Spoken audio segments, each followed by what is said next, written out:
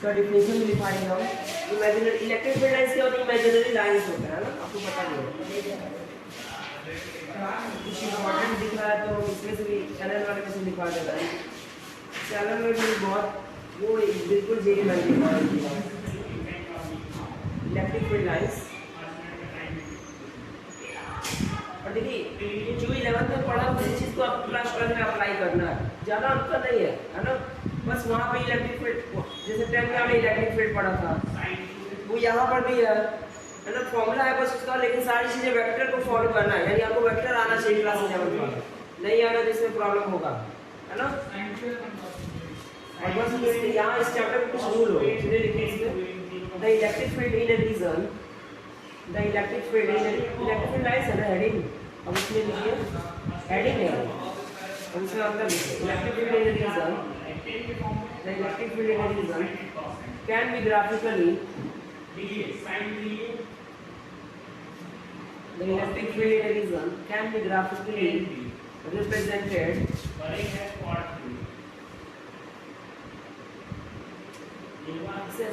Book भी अच्छा है काफी थियरी पॉइंट ऑफ व्यू से, न्यूमेरिकल पॉइंट ऑफ व्यू से भी सही है। Can be represented by graph, can be graphically represented by हो गया drawing, drawing DRAWING drawing, draw करना ING लगा दीजिए, है ना। Certain curves CURV curve, certain curves known as line of या lines of electric force, और इनको क्या कहा जाता है? known as lines of electric force, known as रख लीजिए बुक को ही रख लीजिए copy lines of electric force, इसी को हम बता दें ना लाइंस ऑफ फोर्स भी कहा जाता है, लाइंस ऑफ इलेक्ट्रिक फोर्स वो आ रहा होगा इलेक्ट्रिक फील्ड लाइंस, इसी को इलेक्ट्रिक फील्ड लाइंस कहा जाता है। मतलब इलेक्ट्रिक फील्ड को ग्राफिकली कुछ कर्व से रिप्रेजेंट करते हैं, ग्राफ के वजह से रिप्रेजेंट करते हैं, हम उन्हीं ग्राफ उसी कर्व्स को हम कहते हैं इलेक्ट्रिक फील्ड लाइंस, इसी को लाइंस ऑफ इलेक्ट्रिक फील्ड। मेरा डेफिनेशन ज़्यादा नहीं हो पाएगा, हम डायरेक्ट आएंगे फॉर्मूला को। अब इसको दिखा दीजिए, तो एक पॉइंट चार्ज है आपके एनसीईआरटी में है कि field of A point charge, point charge से जो फील्ड बनता है, जैसे हमने बताया था ना प्लस से क्या होता है, जो फोर्स प्लस से लगता है वो कैसे लगता है, इलेक्ट्रिक फील्ड जो डेवलप होता है प्लस की वजह से वो कैसा होता है। अब फील्ड बना लीजिए, फील्ड ऐसे बनता है, मान लीजिए एक इधर बना दिए, एक इधर बना दिए, एक इधर बना दिए, एक इधर बना दिए, ये प्लस वाला इसलिए हम ऐसे बना रहे हैं, किधर बना दिए, किधर बना दिए, डायरेक्शन के अकॉर्डिंग, है ना। अब इसको आगे बढ़ाते हैं, फील्ड है तो एक के बाद एक प्रोड्यूस होगा, अपना इफेक्ट आगे वाले को देगा ऐसे, है ना। समझ में आ रहा है? ऐसे बना लीजिए, द फील्ड द लाइंस, या लिख लीजिए the region where electric field lines, short में लिखा है EFL, where electric field lines are closer, मतलब वो रीजन जहाँ पे इलेक्ट्रिक फील्ड लाइंस क्लोजर है, आप आस-पास है, तो वो कहा जाएगा वहाँ पे जो इलेक्ट्रिक फील्ड होगा, the electric field is greater at that point, the electric field will be greater, the electric field will be greater at that point। और हमने इसको समझाया भी था, है ना। एंड वाइस वर्सा लिख लीजिए, मतलब इसका उल्टा भी होता है। इसका उल्टा क्या कि जहाँ या ऐसे इसको हम अब इसको दोबारा लिख लीजिए, कोई दिक्कत नहीं, पहले इतना लिख लीजिए, मतलब जहाँ पे क्लोजर होगा, है ना, वहाँ पे इलेक्ट्रिक फील्ड ग्रेटर होगा, और जहाँ पे दूर होगा फार्दर होगा FARTHER, जहाँ पे फार्दर होगा FARTH क्या होता है, ER होता है, ER होता है फॉर और दर, फार्दर एक होता है क्लोजर, एक होता है फार्दर FARTHER, है ना। जहाँ पे फार्दर होगा या जहाँ पे दूर होगा वहाँ पे हमारा क्या होगा, काम करेगा, ग्रेटर है यानी स्मॉलर काम करेगा।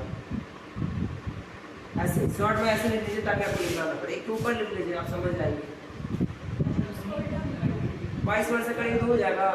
तो वाइस वर्सा का मतलब ये होता है कि इधर से इधर फॉलो हो रहा है तो इधर से इधर फॉलो हो, ये वाइस वर्सा कहलाता है, कन्वर्स टू वाइस वर्सा कहा जाता है। कोई मतलब जैसे आपको समझ में आ रहा है, एक समझ आएंगे तो दूसरा को समझ में आ रहा है। कहने का मतलब जहाँ पे देखिए, जहाँ पे इलेक्ट्रिक फील्ड लाइन ज़्यादा है, क्लोजर है, क्लोजर का मतलब जहाँ पे पास पास, इधर देखिए ये इलेक्ट्रिक फील्ड लाइन कितने यहाँ पे पास पास है, दिख रहा है, जहाँ पे पास पास है वहाँ पे इलेक्ट्रिक फील्ड का इफेक्ट भी ज़्यादा होगा, है ना, यानी यहाँ पे ज़्यादा इफेक्ट होगा, जबकि यहाँ की अगर हम बात करें तो यहाँ पे कम इफेक्ट होगा, क्योंकि ये दूर दूर है लाइन्स। क्लियर है, ये हो गया। और प्लस इलेक्ट्रिक फील्ड लाइन्स हमने बना भी दिया, किसकी वजह से, प्लस पॉइंट की वजह से, ऐसे माइनस की वजह से बन जाएगा, है ना। छोटा सा बना लीजिए, नहीं कि दो ही बनाया, ऐसे एक एक बन सकता है, ठीक है, एक एक लाइन में दिखा सकते हैं। और ये चीज़ भी एक फिगर से बना, अब ये चीज़ हमने जो बताया इसलिए हम एक फिगर बना देते हैं, ठीक है, और इस फिगर से हम कुछ फॉर्मूले भी बता देते हैं। वहाँ पे प्लेन एंगल और सॉलिड एंगल आता है ना। ये जो चीज़ बात बता रहा है इसका एक फिगर हम बना देते हैं, उससे समझाते हैं। तो फिगर कुछ ऐसे है, मान लीजिए ये कोई पॉइंट है, ये हमारा कोई पॉइंट है, इस पॉइंट पे हमारा एक चार्ज रखा हुआ है, चार्ज रखा हुआ है ना। अब मान लीजिए ये पॉजिटिव हमारा चार्ज है, इसकी वजह से इलेक्ट्रिक फील्ड ऐसे जाएगा, फिगर अच्छे से बनाइएगा, इलेक्ट्रिक फील्ड अच्छे से जाएगा ऐसे, ये गया, ये गया, ये गया ना, क्या हुआ, मतलब जो लिखा है उसी का है ये फिगर। हमको इस फिगर से यही आपको समझाना कि कैसे पास पास है, कैसे दूर है। वहाँ पे तो वो हमने बस बताया था electric field line plus charge की वजह से, पॉइंट चार्ज की वजह से कैसा दिखता है, अब वही लिखवाया है।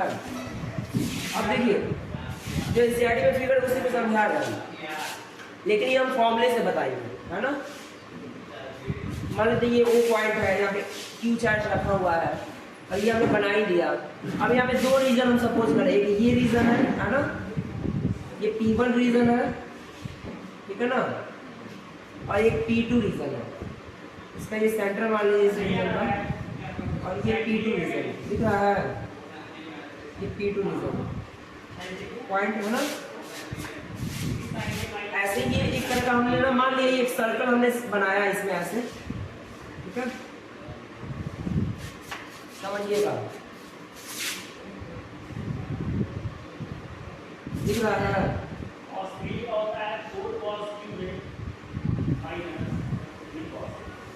ये फिगर समझिए फिर,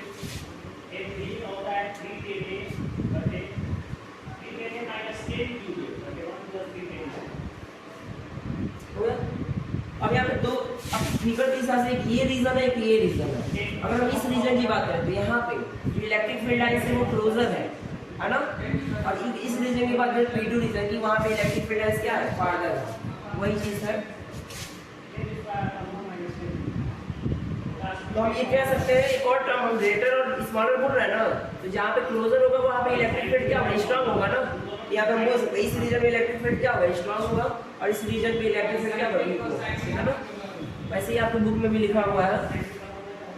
अब होता क्या है ना, हम लोग क्या निकाल सकते हैं, हम लोग एंगल भी निकाल सकते हैं, ठीक है, हम लोग एंगल भी निकाल सकते हैं। क्या निकाल सकते हैं, एंगल, कौन कौन सा, सॉलिड एंगल और प्लेन एंगल। आपने पढ़ा होगा कि प्लेन एंगल क्या होता है, मान लीजिए एक सर्कल है, ठीक है ना, और इस सर्कल का यूनिट रेडियस है, या रेडियस आर है, ऐसा मान लीजिए,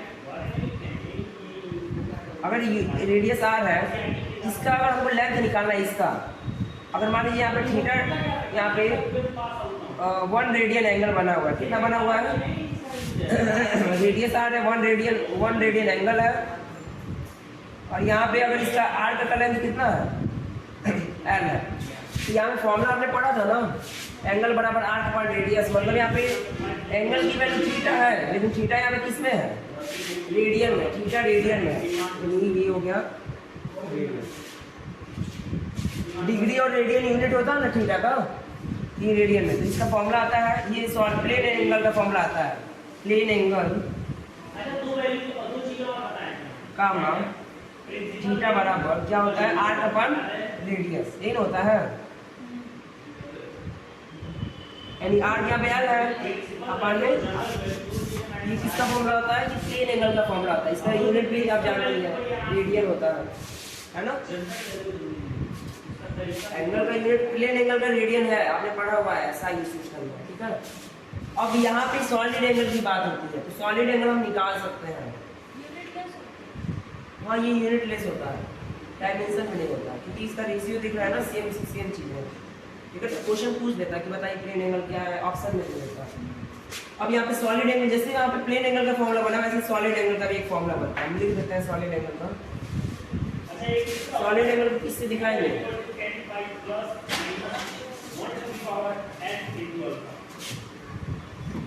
सॉलिड एंगल को यहाँ पे सिंबल, तो हाँ डेल्टा ओमेगा दिया हुआ है, ये इसका सिंबल होता है ना। डेल्टा ओमेगा से सॉलिड एंगल को दिखाया, तो इसका फॉर्मूला होता है, इसका फॉर्मूला होता है ना, जैसे वो आर पर रेडियस है ना, तो बस वहाँ पे स्क्वायर हो जाता है, ज़्यादा नहीं होता, यानी ऊपर सरफेस एरिया आ जाता है, नीचे आर का स्क्वायर आ जाता है। सरफेस एरिया अपॉन रेडियस का square, surface area upon radius का स्क्वायर, यही फॉर्मूला है। इसको हम ऐसे लिख सकते हैं, डेल्टा एस अपॉन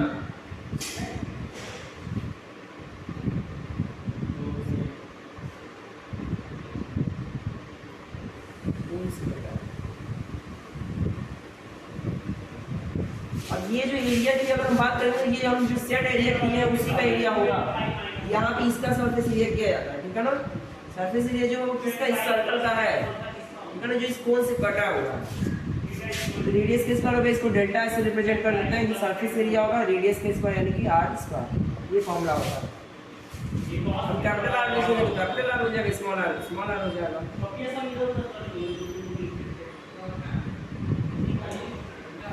ये फॉर्मूला क्यों बता रहे हैं, इसका भी एक रीजन है, ये समझाना। ये फॉर्मूला हो गया, इसका इंपॉर्टेंस है वैसे।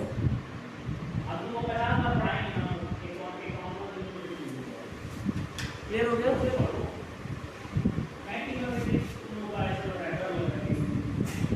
अब देखिए, अब इम्पोर्टेंट यहाँ पे बात आती है क्या, कैसे हम सॉलिड एंगल को इलेक्ट्रिक फील्ड लाइंस के स्ट्रेंथ से रिलेट करें। जाहिर बात है, सॉलिड एंगल और क्या बता रहा है, वो एंगल बता रहा है ना, उस जगह पे क्या क्या चीजें कितनी है ना।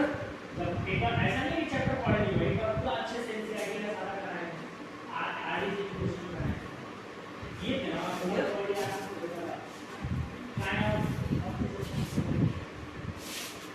एक नई वीडियो है, प्रैक्टिस वीडियो हम पढ़ा के छोड़े हैं, अगले चैप्टर के हैं, तुम्हारा ध्यान आगे फिर हम उस चैप्टर को पढ़ा के अगले चैप्टर में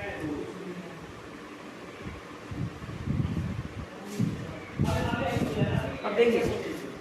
अब आप ये सोच रही होगी, इससे आपने तो ये इससे समझ लिया कि ये पास है या दूर है। ऐसे बोले तो पास कह रहे हैं, दूर कह रहे हैं, तो अच्छा नहीं लग रहा। तो पास दूर कहने के लिए हम लोग डिग्री का यूज करते हैं। किसका यूज करते हैं? एंगल का यूज करते हैं। एंगल ये बताता है कि हमारा क्लोजनेस क्या है और फारनेस क्या है ना, कितना दूर है तो कितना क्लोज है। उस लाइंस के जो क्लोजनेस और फारनेस को बताता है, उसी को उसका एंगल, या उसको हम लोग क्या बोलते हैं, उसका सो एंगल बोलते हैं, सॉलिड एंगल या प्लेन एंगल, जो भी यहाँ पे सॉलिड एंगल उस चीज को बता रहा है। तो देखिए यहाँ पे हमने बोला फील्ड लाइंस पास होंगी, तो उसका क्या होगा, इलेक्ट्रिक फील्ड स्ट्रांग होगा। हम ये भी बोल सकते हैं कि क्या बोल सकते हैं हम,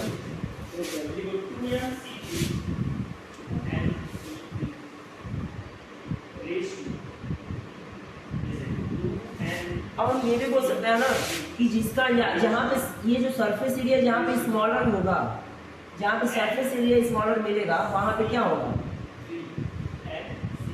जहाँ पे सरफेस एरिया स्मॉलर मिलेगा, है ना, वहाँ पे हमारा इलेक्ट्रिक फील्ड लाइंस स्ट्रांग होगा। तो ये भी हम बता सकते हैं, ठीक है। या हम ये भी बोल सकते हैं कि जहाँ पे,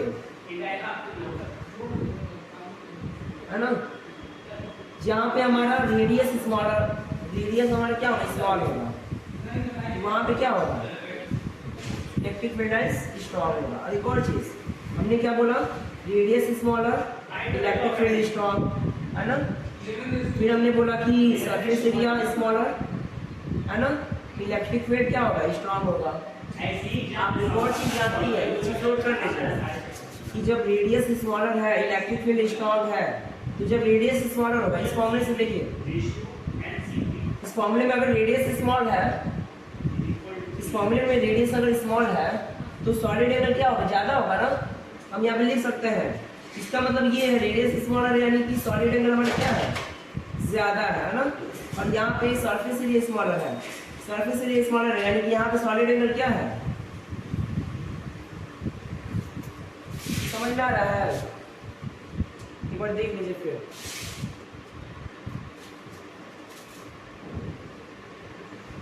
ये लास्ट में लिखेंगे सब क्लियर होगा, ई ज़्यादा होगा, ई ज़्यादा होगा, दो अलग अलग चीज़ समझ आ रहा है।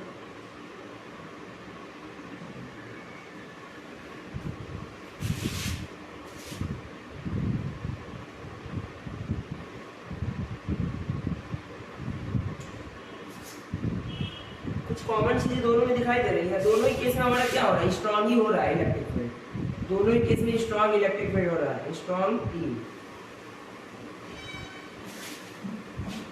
है ना। यहाँ पे दोनों ही केस में एक चीज आपको कॉमन दिख रहा है कि इलेक्ट्रिक फील्ड दोनों ही केस में स्ट्रॉन्ग हो रहा है ना, और दोनों ही केस में सॉलिड एंगल बढ़ रहा है। अब कह सकती है इससे आपका रिजल्ट ये मिल रहा है कि सॉलिड एंगल जब ज्यादा होगा तो इलेक्ट्रिक फील्ड, सॉलिड एंगल ज्यादा होगा तो इलेक्ट्रिक फील्ड ज्यादा होगा, सॉलिड एंगल कम होगा तो इलेक्ट्रिक फील्ड कम होगा। और ये पता कैसे चल रहा है, ये आपका इस फॉर्मूले से रिलेट हो रहा है, ठीक है ना। सॉलिड एंगल कैलकुलेट करेंगे, अगर सॉलिड एंगल की वैल्यू कम आ रही है इलेक्ट्रिक फील्ड का कम होगा यानी कि वहाँ पे वीक होगा, ज़्यादा आ रही है यानी कि वहाँ पे इलेक्ट्रिक फील्ड स्ट्रॉन्ग होगा। इस फॉर्मूले से हमने आपको समझाया, क्लियर है। अब देखिए आर घट रहा है ना, आर घट रहा है, तो आर घट रहा है, आर यहाँ पे घट रहा है तो स्ट्रॉन्ग इलेक्ट्रिक फील्ड हो रहा है। आर जब घटेगा तो सॉलिड एंगल क्या होगा, बढ़ेगा ना, सॉलिड एंगल बढ़ेगा, और आर घट रहा है तो हमारा इलेक्ट्रिक फील्ड भी बढ़ रहा है, दोनों ये ऐसे रिलेट हो जाता है, क्लियर है। यही आपको कुछ एनसीईआरटी में भी समझाया है। तो यहाँ पे ये बताया जाता है कि यहाँ पर जो फील्ड का हमको पहले से ही पता है कि फील्ड का 1/r² इनवर्स स्क्वायर रिलेशन होता है, हमको पता है ना कि इलेक्ट्रिक फील्ड जो होता है 1/r² के डायरेक्टली प्रोपोर्शनल होता है, हमने बताया था ना। तो ये रेडियस पे डिपेंड करता है, कहने का मतलब यही है कि रेडियस अगर क्या होगा,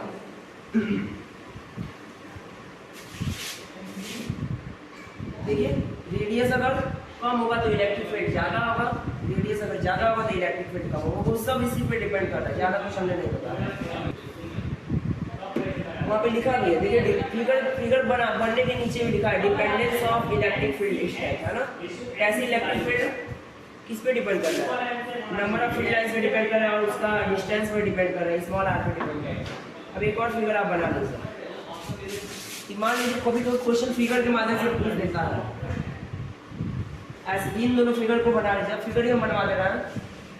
तो अगर आपका ऐसे जा रहा है पूरा बना है, अगर ऐसे बना रहा है पूरा लाइन ऐसे नहीं बना रहा, इतना छोटा बना लीजिए, दो फिगर है, तो अगर आपको चार्ज नहीं दिया हुआ है तो आप ऑटोमेटिक कैलकुलेट कर सकते हैं चार्ज क्या होगा। या अगर field lines away from the point charge जा रहा है, अवे जा रहा है, दूर जा रहा है, तो हमारा क्या होगा, पॉजिटिव। अगर इन जा रहा है, इनवर्ड जा रहा है, अंदर की तरफ जा रहा है, या आउटवर्ड है ये इनवर्ड है ना, ये क्या हो जाएगा, ये फिगर दो फिगर ये समझाया। या इसी को ऐसे कह सकते, पॉजिटिव है यानी जीरो से बड़ा है ना, पॉजिटिव यानी जीरो से बड़ा यानी यहाँ पे चार्ज जीरो से बड़ा होगा, नेगेटिव यानी जीरो से कम यानी चार्ज हमारा जीरो से कम होगा, है ना। दो केस हो गया, पहला फिगर, दूसरा फिगर। अब तीसरा फिगर डाइपोल से है, डाइपोल वाला आप ये कभी आपने पढ़ा नहीं है, मैग्नेटिक फील्ड वाला याद होगा आपको। जब मैग्नेटिक फील्ड लाइन्स आप बनाते थे ऐसे ही बनता था ना, एक्सपेरिमेंट जो करके आयरन स्प्रिंकल करते थे ना, तो वहाँ पे वो ऐसा शेप बना लेता था, इसलिए यहाँ पे मैग्नेटिक फील्ड है। मैग्नेट और इलेक्ट्रिक फील्ड में ज़्यादा अंतर नहीं, आपको यूनिफिकेशन पढ़ा है ना, मैग्नेटो इलेक्ट्रोमैग्नेटिज्म, है ना। देखिए प्लस है माइनस है, तो प्लस से फील्ड लाइन्स इधर जाती है ना, गया, और ये ऐसे निकली, ये ऐसे, और ये सीधे भी जाती है, ये इधर से ऐसे है ना। अंदर की तरफ उल्टा होता है, इधर से तो प्लस से माइनस जाता है ना, इधर से माइनस से प्लस जाता है, इन साइड अलग होता है, ये पूछा भी जाता है बोर्ड में क्वेश्चन, क्लियर है ना। अब इसी फिगर को हम बनाने जा रहे हैं लेकिन थोड़ा सा अलग होगा, अंदर की चीज़ें अलग हो जाएगी, बाहर की चीज़ें एक ही जैसे होगी, ठीक है ना, लेकिन ये भी तो लगभग सेम ही है। ये वाला चौथा डाइपोल वाला ये केस है। ये जो केस है ये डाइपोल का है, इक्वल एंड अपोजिट चार्जेस वाले हैं, एक प्लस होगा तो एक माइनस होगा। अभी तो जैसे यहाँ पे ये चार्ज का काम करेगा, तो डाइपोल आप पढ़ेंगे ना यहाँ पे इलेक्ट्रिक डाइपोल, वैसे मैग्नेटिक डाइपोल भी आपको पढ़ाया जाएगा, ठीक है ना। तो मैग्नेट के केस में ऐसे हो जाएगा, बस ज़्यादा अंतर नहीं है। इलेक्ट्रिक फील्ड के केस में अलग हो जाएगा। मैग्नेट के केस में स्ट्रेंथ आता है, क्या आता है, और पोल की हम लोग स्ट्रेंथ की बात करते हैं। और ऐसे अगर हम चार्ज की बात करें तो इसमें चार्ज आएगा, यहाँ पे चार्ज आएगा और यहाँ पे स्ट्रेंथ आएगा, इस पोल पे इस पोल पे, है ना, जो पोल है। चलिए फिगर अब अगला बनाइए। पॉजिटिव चार्जेस की वजह से अपोजिट सेम चार्जेस की वजह से क्या हमारा फील्ड जनरेट होता है। इलेक्ट्रिक फील्ड लाइंस कैसे दिखाएंगे, बनाने को पूछ देता हूँ। तो एक क्यू चार्ज है मान लीजिए, तो बनाना बहुत आसान है।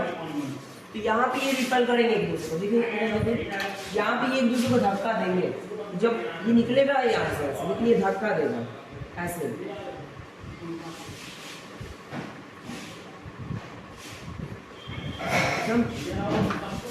और दो दिखा देंगे तो ज़्यादा आपको समझने में भी आसान होगा।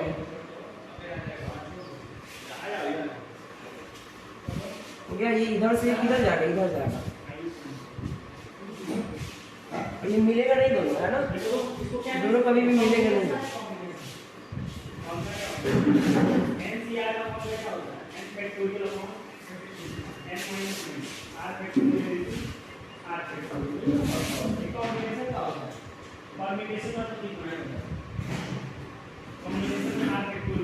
बना लीजिए।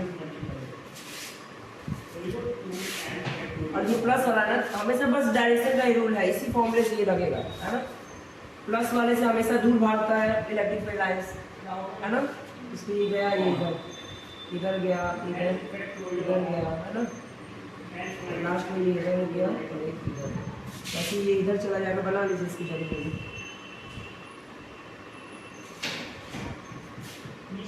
डायरेक्शन बस दिखा दीजिए, सबका डायरेक्शन दिखाना होगा। और ये इनवर्ट जाएगा, अंदर की तरफ आ रहा है, क्लियर है। ये आपका देखो माइनस, अच्छा ये प्लस है, प्लस, ये दोनों प्लस है, इस वजह से ऐसा। अगर सेम चार्जिंग है तो ये अंदर नहीं जाएगा, ये बाहर जाएगा, रिपेल करेंगे, है ना। डाइपोल में अंदर आता है।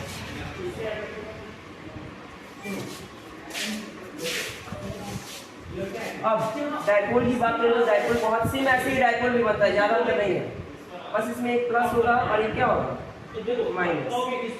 ये अब दोनों एक दूसरे को अट्रैक्ट करते हैं, तो इस तरीके से कुछ आएंगे, ऐसे ऐसे। जो वहाँ पे मैग्नेटिक फील्ड लाइन बना वैसे वैसे बनाना है, ऐसे ऐसे। और अंदर भी यहाँ पर भी जाता है ना, सीधा सेंटर से भी गुजर के जाता है। और फिर इधर भी क्या हो जाएगा, ऐसे जाएगा, ऐसे जाएगा, ऐसे जाएगा, ऐसे जाएगा, ठीक है। और ये सीधा भी जा सकता है, देख रहा है, इधर अंदर आएगा, इधर बाहर जाएगा,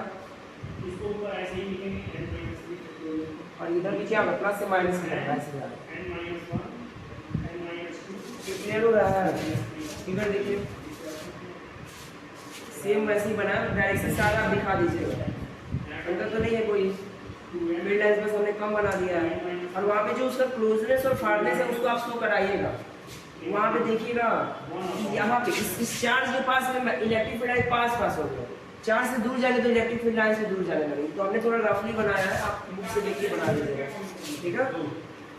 हमको बस समझाना है इसको, आपने देख लिया, यही इसका कुछ फॉर्मूला। अब कुछ इसमें ना बताया जाता है इलेक्ट्रिक फील्ड लाइन की कुछ प्रॉपर्टीज होती है ना, पढ़ा ना आपने। कभी भी इलेक्ट्रिक फील्ड लाइन एक दूसरे को इंटरसेक्ट नहीं करती है। सेम प्रॉपर्टी आपका मैग्नेटिक के लिए भी होता है, मैग्नेटिक फील्ड लाइन एक दूसरे को इंटरसेक्ट नहीं करती है, ठीक है। अब हमेशा electric field line positive charge से हमेशा शुरू होगी और नेगेटिव चार्ज हमेशा क्या होगी, खत्म होगी। अब मान लीजिए अगर कोई सिंगल चार्ज है ना, अब मान लीजिए कोई दो चार्ज है ही नहीं, तो सिंगल चार्ज है तो कहने का मतलब अब आप क्वेश्चन करेंगे सर ये कहाँ जा रहा है, इधर देखिए। अभी हमसे क्वेश्चन करेंगे सर कि प्लस से निकल रहा है तो जा कहाँ रहा है, कहाँ जा रहा है, इनफाइनाइट पे जा रहा है ना, क्लियर हो रहा है। ये भी बताया जाता है properties of electric field lines. हमारी जहाँ चार्ज ऐसे हो ही ना, अगर जहाँ चार्ज हो ही ना, कोई चार्ज फ्री रीजन हो, तो वहाँ पे हम मान सकते हैं कि वहाँ की जो इलेक्ट्रिक फील्ड लाइंस है ना वो कॉन्टिन्यूअस है, वो ब्रेक नहीं कर रही है। जैसे हमने यहाँ पे माना हुआ कि हमारा ये कॉन्टिन्यूअस नहीं है, डिस्क्रीट है। देखिए यहाँ पे रुक रुक के ये चल रहा है, यहाँ पे इलेक्ट्रिक फील्ड ऐसे ऐसे चल रहा है, दिख रहा है, ऐसे ऐसे चल रहा है। लेकिन जहाँ पे चार्ज अगर नहीं हो, जैसे अभी यह चार्ज है, इधर देखिए, जैसे ये बोर्ड पे पहले सुन लीजिए, जैसे ये आता है ना, यहाँ पे मान लीजिए चार्ज था, तो ये प्लस लगा दिए, इसका डायरेक्शन दिखा दिया, ये चार्ज है, इस वजह से हम ऐसे शो करा रहे हैं डैश डैश डैश करके। तो ये आपका ना कॉन्टिन्यूस नहीं, इसको डिस्क्रीट बोला जाता है। अभी आगे हम पढ़ाएंगे चार्ज डिस्ट्रीब्यूशन के बारे में। अब यहाँ पे ना क्या होता है, दो लेवल होते हैं, एक माइक्रोस्कोपिक लेवल होता है, एक मैक्रोस्कोपिक लेवल होता है। छोटे स्तर पर होता है, एक बड़े स्तर पर होता है ना। आप देखिए, अगर आप इसको पास में देखेंगे, देखिए अगर पास से आप देखेंगे इसको, इस फील्ड लाइन्स को, मान लीजिए फील्ड लाइन है, पास से देखेंगे तो कैसा दिखाई देगा, डैश डैश वाला दिखाई देगा। खूब वहां से ग्रिड पर से जाके देखेंगे तब कैसा दिखाई देगा, लगेगा एक स्ट्रेट लाइन है ना। तो यही दो प्रॉपर्टी चार्जेस की होती है, एक डिस्क्रीट चार्जेस माने जाते हैं, आपके कॉन्टिन्यूअस डिस्ट्रीब्यूशन ऑफ चार्जेस माने जाते हैं। कॉन्टिन्यूअस किसे कहा जाता है कि ये इसको मान लेंगे कि ये एक लाइन में है, तो ये बिखरा बिखरा नहीं है ना। कहा यह जा रहा है कि अगर चार्ज नहीं है तो इसका जो फील्ड लाइन हम ऐसे मान सकते हैं, कोई दिक्कत नहीं है। अगर चार्ज हम नहीं है मतलब ऐसे हम फील्ड लाइन को सपोर्ट कर सकते हैं सीधा सा, ठीक है ना। और फिर उसके बाद क्या है कि दो इलेक्ट्रिक फील्ड लाइन कभी एक दूसरे को इंटरसेक्ट नहीं करती है कि नहीं। अगर ऐसा होता है, मान लीजिए दो फील्ड लाइन एक दूसरे को इंटरसेक्ट करती है, देखिए इधर ये इंटरसेक्ट कर दी ना, तो आपको पता ही है इलेक्ट्रिक फील्ड लाइन एक वेक्टर क्वांटिटी है, और वेक्टर क्वांटिटी वेक्टर का एक डायरेक्शन होता है ना। मान लीजिए इसका अगर हमको डायरेक्शन बताएं तो हर पॉइंट हम टेंजेंट बनाते हैं, है ना। और जो टेंजेंट होता है वही इसके डायरेक्शन को शो करता है कि नहीं। टेंजेंट है वही उसके डायरेक्शन शो करता है। टेंजेंट क्या होता है, जो कोई भी कर्व एक पॉइंट पे छूता है ना। मान लीजिए ये अब ये हमने बना दिया, एक मैग्नेटिक इलेक्ट्रिक फील्ड लाइन हमने बना दिया। अगर ये एक दूसरे को इंटरसेक्ट कर रहा है, अगर ऐसा कर रहा है तो एक, अब ये दो इलेक्ट्रिक फील्ड लाइन्स हैं, दोनों का अलग अलग डायरेक्शन होगा। इसका डायरेक्शन ये इलेक्ट्रिक फील्ड लाइन से इधर से होगा, और इसका भी। अब जैसे दोनों का तो अलग अलग डायरेक्शन होगा ना, लेकिन अगर हम इसको बनाते हैं तो इसका सेम डायरेक्शन शो होगा, जो बड़ा है। तो हर इलेक्ट्रिक फील्ड का एक यूनिक डायरेक्शन होता है, और यही रीजन है कि ऐसा नहीं हो सकता कि जैसे दो इलेक्ट्रिक फील्ड लाइन्स नहीं कर सकते हैं, ठीक है। अब कभी भी याद रखिएगा, कभी भी इलेक्ट्रिक फील्ड लाइन में क्लोज लूप नहीं बनाते हैं, ठीक है। क्लोज लूप कभी नहीं बनाते। और ये चीज आप चैप्टर नंबर 2 में हम पढ़ाएंगे, क्या है क्लोज लूप, क्या होता है। इलेक्ट्रिक फील्ड लाइन आपने एनसीईआरटी में देखा कि ये कभी भी क्लोज लूप नहीं बनाते हैं। क्लोज लूप नहीं बनाते हैं, मतलब ऐसी इलेक्ट्रिक फील्ड आप कभी नहीं देखेंगे, ऐसी इलेक्ट्रिक फील्ड नहीं होती हमारी, क्लोज पूरा नहीं होगा। तो ये ऐसे इलेक्ट्रिक फील्ड रन नहीं करोगे, ये यहाँ पे ऐसे नहीं रन होगा, ठीक है। कभी भी रन करेगा तो कहीं एक जगह से शुरू होगा और एक जगह पे खत्म होगा, या एक जगह से शुरू होगा और इनफाइनाइटी पे खत्म होगा, तो कहीं खत्म ही नहीं होगा, क्लोज नहीं होगा। ये हमारा खत्म हो गया किसका टॉपिक, इलेक्ट्रिक फील्ड लाइन्स का। क्लियर हुआ है। चलिए आते हैं अपने रीडिंग पे जाके फ्लक्स, ठीक है। और इसका फॉर्मूला बनाने से पहले बता सकते हैं, इसका जो इसको फाई से रिप्रेजेंट किया जाता है, ठीक है। और इसका फॉर्मूला होता है ई गुणे सरफेस एरिया। जैसे आप देखो, आपने देखा हुआ है पानी, देखा हुआ पानी देखा है, पानी है वो मान लीजिए पाइप से बह रहा है, पाइप से बह रहा है पानी, पाइप से बह रहा है, तो पाइप से पानी निकलता है ऐसे, मान लीजिए धारा के फॉर्म में बह रहा है, ऐसे पूरा पूरा एकदम बंडल के फॉर्म में, बंडल के फॉर्म में बह रहा है। हमने 11 में पढ़ा तो है मैकेनिकल प्रॉपर्टीज ऑफ फ्लूइड, उसमें पानी पढ़ाया जाता है, उसमें बंडल बताया जाता है, बंडल क्या होता है, स्ट्रीमलाइन फ्लो पढ़ाया जाता है, विस्कोसिटी बताया जाता है, टर्बुलेंस फ्लो बताया जाता है ना, सारी चीज़ें। यूनिटी में उससे भी पूछता है फिजिक्स में, छोटी छोटी चीज़ें हैं, पॉइजन फॉर्मूले, acid formula, capillary rise, capillary down, तो पानी अब देखिए बह के निकल रहा है पाइप से। तो फ्लक्स होता क्या है ना, फ्लक्स हमें क्या बताता है, फॉर्मूले के हिसाब से इसका डिफिनेशन है। जैसे E/S होता है ना,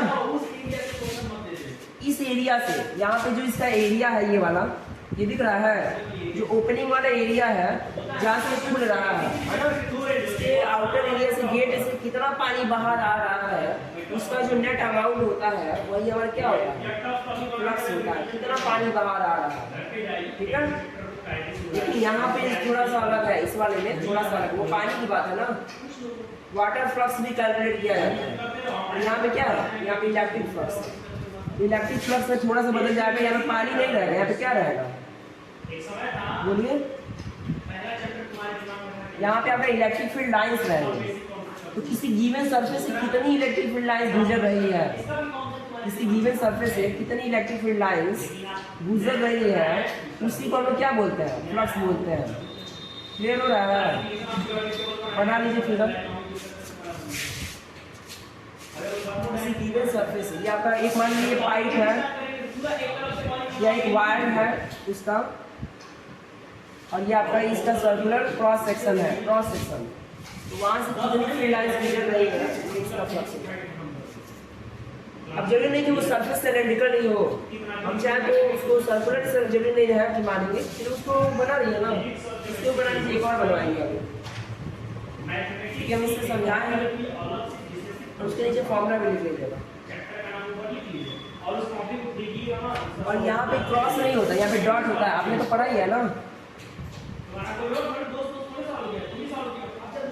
आपने ये पढ़ा होगा, डॉट प्रोडक्ट क्रॉस प्रोडक्ट पढ़ा है। यहाँ पे ये सारे रूल फॉलो होंगे, कब डॉट लगाना है, कब क्रॉस लगाना है। यहाँ पे ई डॉट डैश होता है।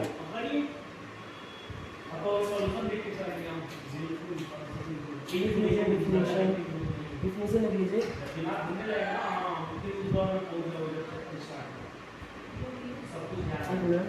अभी यही हम इसी को पढ़ाएं।